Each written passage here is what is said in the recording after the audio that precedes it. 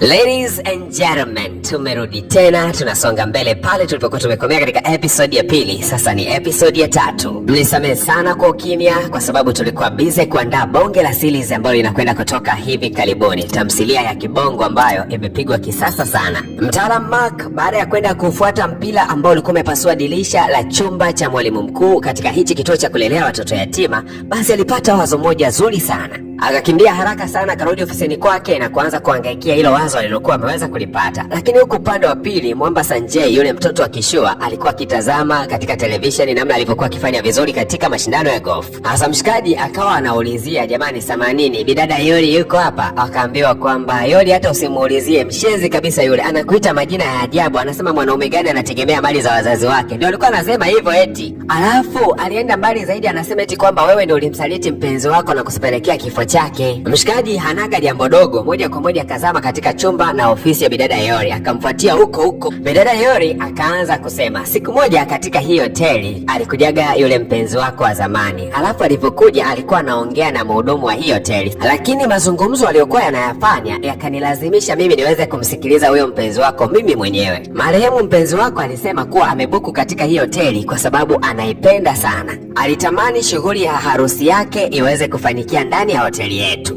Na mwanamke wako bahati mbaya alikuwaga ni mjamzito kumbe, kwa hiyo alikuwa anatamani mtoto wake azaliwe wakati ameshaolewa tayari na wewe. Lakini Mwamba akasema, acha ujinga wewe, mimi sijawahi kuwa na mahusiano na wewe mwanamke hata mara moja. Bidada Yori akasema, basi sawa, kama haukuwa na mahusiano naye haina shida. Wakati huo akawa anaingia sekretari wa bidada Yori ndani ya hii ofisi. Mwamba alishtuka kidogo alipogundua mlango unafunguka, akahisi labda bidada ana ushahidi mwingine ambao ameuleta. Lakini kumbe wakati hizi stori zote zinapigwa hapa ofisini, yule mpenzi wake ambaye alifariki miaka mingi alikuwepo ndani ya ofisi hii na alikuwa akisikiliza kila kitu na bidada anamuona. Hasa huku upande wa pili, Mwamba naye alikuwa anapeleleza kesi ya bidada huyo, tena alikuwa anapeleleza kuangalia picha za bidada alipokuwa ameingia ndani ya hiyo hoteli, kwa sababu mauaji yake inasemekana alifanyikia mitaa hiyo. Lakini alikuja kugundua kwamba kuna mwanamke fulani hivi alipanga chumba ambacho kilikuwa jirani kidogo na huyo bidada. Kwa hiyo akataka kumjua huyo mwanamke ni nani. Sasa simulizi inaanza kwamba yule mwanamke alikuwaga busy sana siku hiyo, kwani alikuwa na safari kuelekea nje ya nchi. Sasa Mwamba mtaalamu Mark anamfuatilia huyo mwanamke na siku leo akawa anamuuliza, je, ni wewe ulikuwa umekupanga chumba cha jirani na chumba cha mauaji? Ila jambo la kushangaza, bidada akawa anakataa kwamba yeye hakupanga chumba cha jirani na mauaji. Ila bidada anasema mtu yeyote anaweza akabook chumba kwa kutumia jina lake, ila anachokumbuka ni kwamba kuna jamaa mmoja anaitwa kama Sanjay. Huyu jamaa ndio alichukuaga kitambulisho chake akaenda kubukia hoteli.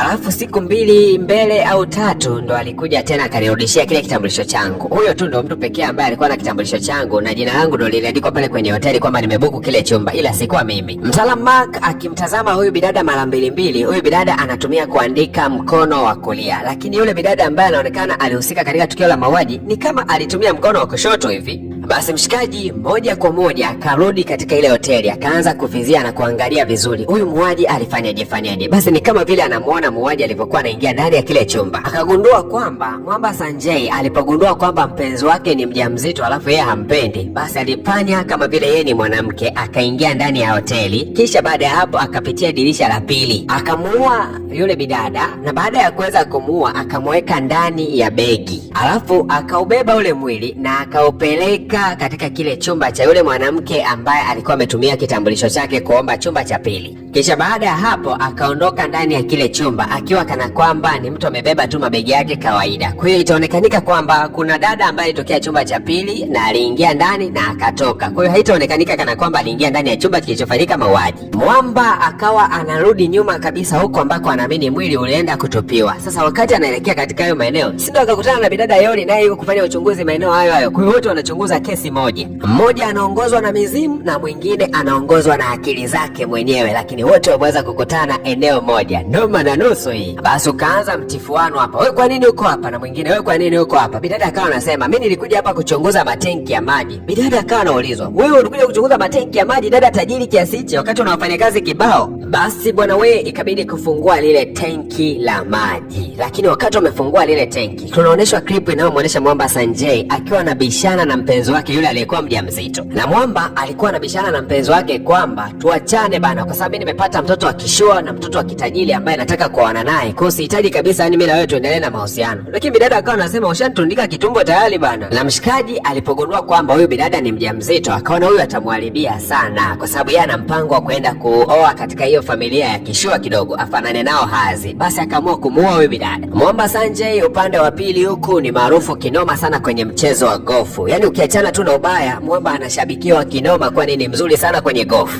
Na hata Mwamba akishinda medali mbalimbali makombe huwa anampatiaga bidada Haiji, yule mdada ambaye ni mdogo wake na bidada Yori. Kiufupi ni kwamba wote wanatokea katika familia za kishua kinazi. Lakini kitu ambacho walikuwa hawajui ni kwamba wakati huo tayari gari ya maafande yalikuwa yanatimba eneo la tukio. Wamekuja kumnasa Mwamba, ana kesi ya kujibu. Akasema tumeweza kukutana na mwili wa bidada ambaye alikuwa ameweza kuuliwa, na huu mwili una viashiria vyote kwamba wewe ndio ulihusika katika kumuua. Tunahitaji tukakufanyia mahojiano na kesi inaanza kunguruma upya kabisa. Kabidada kampenzi kake kakamfuata mwanamama Yori, kakasema wivu wako tu wa mapenzi yangu kwake ndio maana umeamua kumkamatisha kwa polisi, sawa tu. Na ugomvi mzito baina yao ukawa umeweza kuibuka, mabishano makali mpaka mwenyekiti mkuu alipoweza kuingilia na kuweza kuwatenganisha wawili hawa na kusema kwamba hebu tawanyikeni hapa pumbavu ni.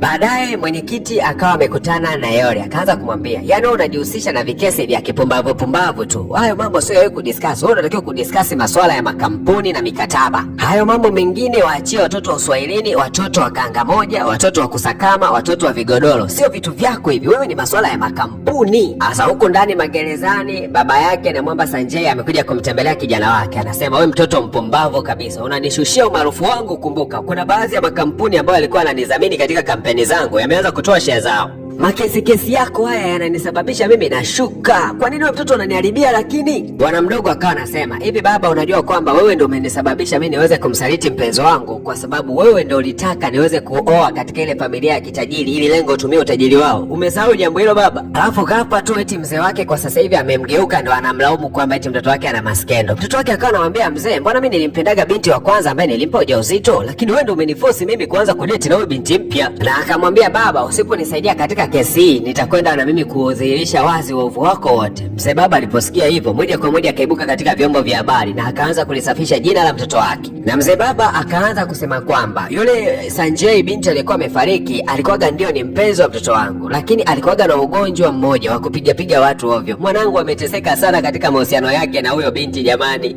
Wazee baba wakachangaa kuona kwamba mzee mpaka analia anapoeleza jambo hilo. Sasa swali sio kwamba kueleza kwamba yule binti alikuwa na matatizo, amekufaje na mwanao ndo anaonekana anahusika na hili tukio. Basi wakina Maki wakiwa wanamtazama mzee namna ambavyo anaigiza analia kwa uchungu, akasema huyo mzee bana, si angeenda PVP Media Group, kule kuna kundi la sanaa ya uigizaji, angeigiza kule, sio kuigiza hapa kwenye kesi nzito kama hizi. Asa Mwamba Maki wakati huo anaendelea kutazama TV akagundua kwamba simu yake ilikuwa inaita. Kuja kutazama mara mbili anagundua kwamba ni rafiki yake alikuwa anaoa wiki inayokuja. Sasa Mwamba anamkumbusha, "Oya, mchango wako hujatuma, alafu harufu yangu inakaribia ujue." Lakini mapema kesho yake Mwamba Maki anaonekana pamoja na bidada Yori. Wote wanaelekea katika hoteli moja, na katika hoteli hii kulikuwa kuna Mwamba anatambulisha mtindo mpya wa mavazi, na huyu jamani mwanamitindo maarufu sana ndani ya nchi ya Korea. Sasa wote walikuwa wanaelekea ndani ya jengo hilo, lakini mwanamke mmoja aliyekuwa amevalia kitambulisho akaingia ndani ya chumba fulani kwa asili sana bila mtu yeyote kuweza kujua. Lakini mwanamama Haniojin wakati anaendelea kuhojiwa na waandishi wa habari akapokea kaujumbe fulani hivi. Kaujumbe yake kakamsababisha aweze hata kukatisha ile interview yake. Basi kumbe naye mtaalamu Maki alipokuwa anaingia katika ile hoteli, yeye alikuwa anaingia ghorofa ya pili, huku kulikuwa kuna sherehe ya harusi ambayo ilikuwa inafanyika.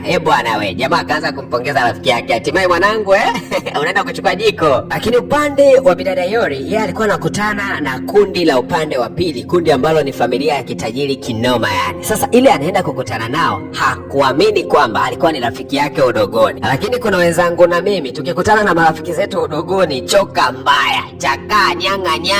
Lakini wenzetu wanakutana katika hoteli za nyota 5 na mazungumzo yanaanzia kwenye bilioni na kuendelea. Mtaalamu wetu anaitwa Miniwan. Huyu Mwamba ni bonge la doni kinoma yani. Alafu ukiachana tu kwa na fedha, lakini Mwamba ni bonge la HB, yani bonge hands. Hasa disco siri kaingia Masai. Kati ya maongezi yao, Mwamba Miniwani akasema tunataka tutie pesa katika hoteli yenu, yani tuwekeze. Bidada akasema hoteli yetu kwa sasa haiko tayari kuwekezwa na mtu yoyote yule. Mwamba akasema usikatae namna hiyo bana, kwanza nitakaa hapa katika hoteli yenu kwa siku moja niangalie namna ambavyo biashara zenu zinaenda, alafu nikiona zinaenda kwa kuridhisha basi sitowekeza, lakini nikiona mnaingiza pesa ya chapati basi aisee itatakiwa niwekeze bana. Mimi siko tayari kukuona ukiwa maskini, tafadhali bana, hebu nipitishe kwenye vyumba. Hasa wakati wanatembea si ndio wakapita ule upande ambao yule mwanamama mwanamitindo alikuwa anafanyiwa interview. Basi walipoweza kupita pale, Mwamba Miniwani akasema hebu tazama mavazi ya mitindo mipya ambayo inatambulishwa siku ya leo hapa. Na bidada wakati anaendelea kutembea alivutiwa na vazi moja hivi zito sana yani. Sasa Hado Jong ambaye ni yule mwanamama ambaye anatengeneza haya mavazi akawa anasema hii vazi nimetengeneza kutokea kwa mtu ambaye alikuwa anapenda sana kuogelea, na huyo muogeleaji maarufu anadai kwamba katika maisha yake amewahi kukutanaga na nguva, yani samaki mtu. Kwa hiyo nilivutiwa sana na story yake, nikaamua kudesign vazi ambalo alikuwa akilipenda sana kulivaa zamani. Lakini bidada Yori akasema inaonekana hili vazi limebeba huzuni nyingi sana. Huzuni tena? Hii imekuwaje? Kwani kuna siri gani mpaka kuna huzuni hapa? Bwana